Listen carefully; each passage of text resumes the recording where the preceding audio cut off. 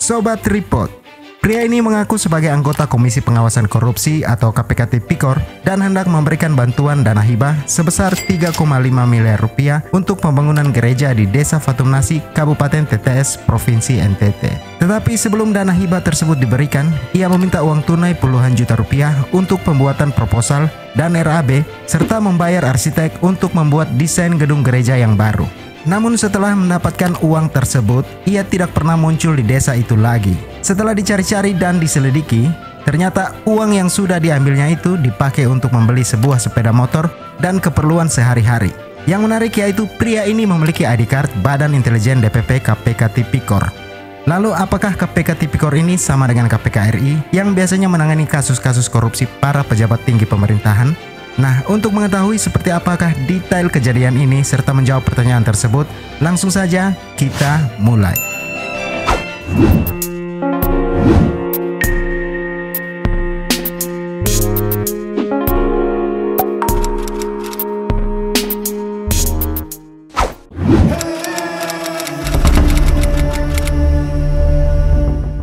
Seorang pria berinisial FM yang memegang ID card Badan Intelijen DPP KPK Tipikor tak hanya diduga melakukan penipuan terhadap salah satu jemaat gereja Gemit Efata Punuf terkait dana hibah yang dijanjikan untuk pembangunan gereja, tetapi juga berjanji akan merekrut 4 orang warga desa tersebut menjadi anggota Komisi Pengawasan Korupsi atau KPK.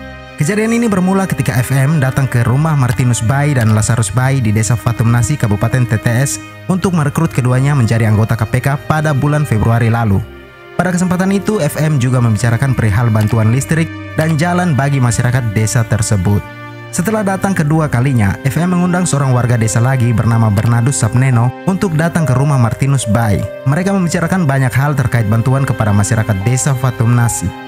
Kemudian FM berjanji akan membantu pengurusan dana hibah untuk gereja sebesar 3,5 miliar rupiah. Agar terlihat meyakinkan, ia mengajak mereka pergi ke gereja tersebut untuk melakukan survei dan pengukuran. Selanjutnya, FM mengusulkan bahwa gereja harus dibangun ulang dan dipasang pagar keliling. Untuk itu dibutuhkan gambar oleh arsitek dan juga pembuatan RAB serta proposal. Lalu FM meminta uang tunai sebesar Rp33.180.000 kepada Bernardus Sapneno yang diambil 2 kali untuk biaya pembuatan proposal, gambar kerja, dan RAB. Namun setelah mendapatkan uang tersebut, FM tidak pernah lagi datang ke Desa Fatumnasi. Selain itu, FM juga berjanji akan membawa 4 orang dari Fatumnasi ke Jakarta untuk bertemu dengan pejabat Kementerian Agama, Ketua DPR RI, dan Presiden. Tetapi mereka harus bersedia menanggung biaya tiket dan akomodasi selama perjalanan, yaitu sebesar 80 juta rupiah. Karena merasa ditipu, Bernardus akhirnya melaporkan apa yang dilakukan oleh FM ke Polres TTS untuk ditindaklanjuti secara hukum. Awalnya Kanit Reskrim Polres Molo Utara, Bribka Andri Taek, melakukan upaya mediasi dengan cara mempertemukan FM dengan Bernardus Sapneno bersama sejumlah warga Fatumnasi untuk memberikan kesempatan klarifikasi antara kedua belah pihak. Dalam pertemuan itu, Bernardus meminta agar FM mengembalikan uang yang sudah diambil. Namun FM memberikan jawaban yang berbelit-belit. Ia meminta waktu 2 bulan untuk mengembalikan uang tersebut secara bertahap karena sudah terlanjur ia gunakan. Tak puas dengan sikap FM, Bernardus akhirnya memutuskan untuk membawa persoalan tersebut secara hukum. Dan FM akhirnya diamankan aparat kepolisian Polres TTS di Mapolsek Molo Utara pada Senin 13 Maret 2023.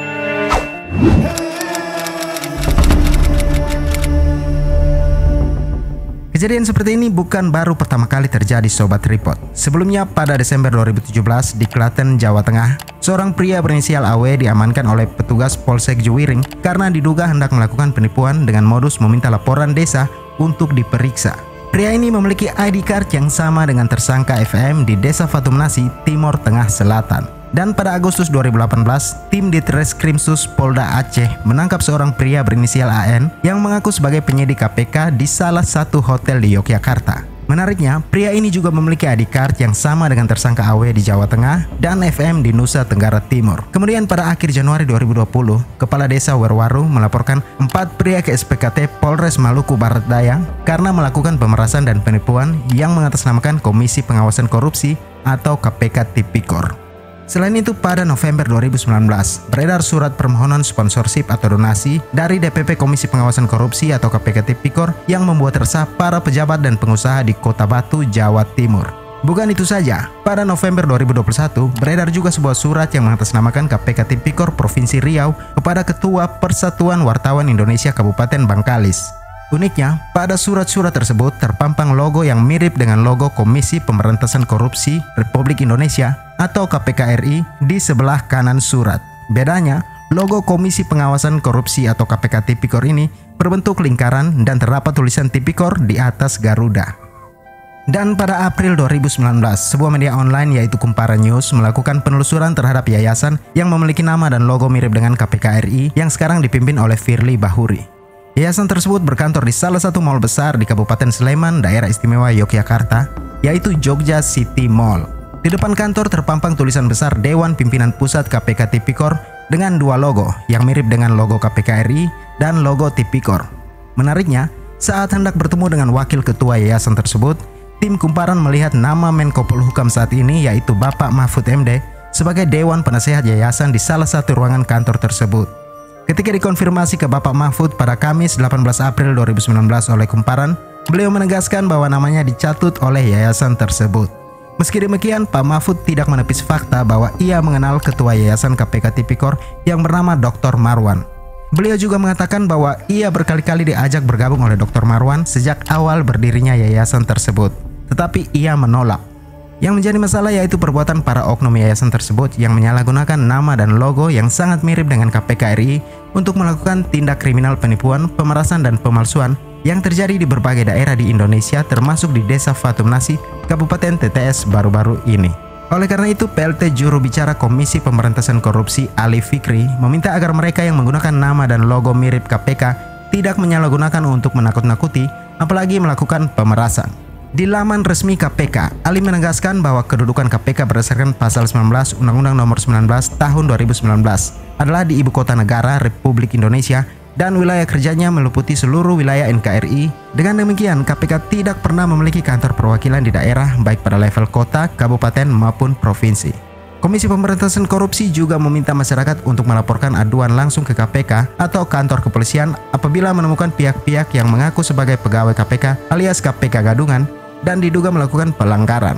Masyarakat dapat melaporkannya ke KPK melalui call center 198 atau melalui email di 198@kpk.go.id dan informasi@kpk.go.id. Itulah kasus penipuan yang mengatasnamakan KPK di Desa Fatumnasi, Kabupaten TTS, Provinsi Nusa Tenggara Timur, dengan modus memberikan dana hibah untuk pembangunan gereja Gemit Efata Punuf. Jika kalian merasa video ini bermanfaat, langsung saja tekan tombol like dan share sebanyak-banyaknya ke sosial media kalian. Dan jangan lupa subscribe channel ini agar kalian tidak ketinggalan video-video menarik lainnya dari Tripod Studio. Terima kasih sudah menonton dan sampai jumpa di video berikutnya. God bless you all.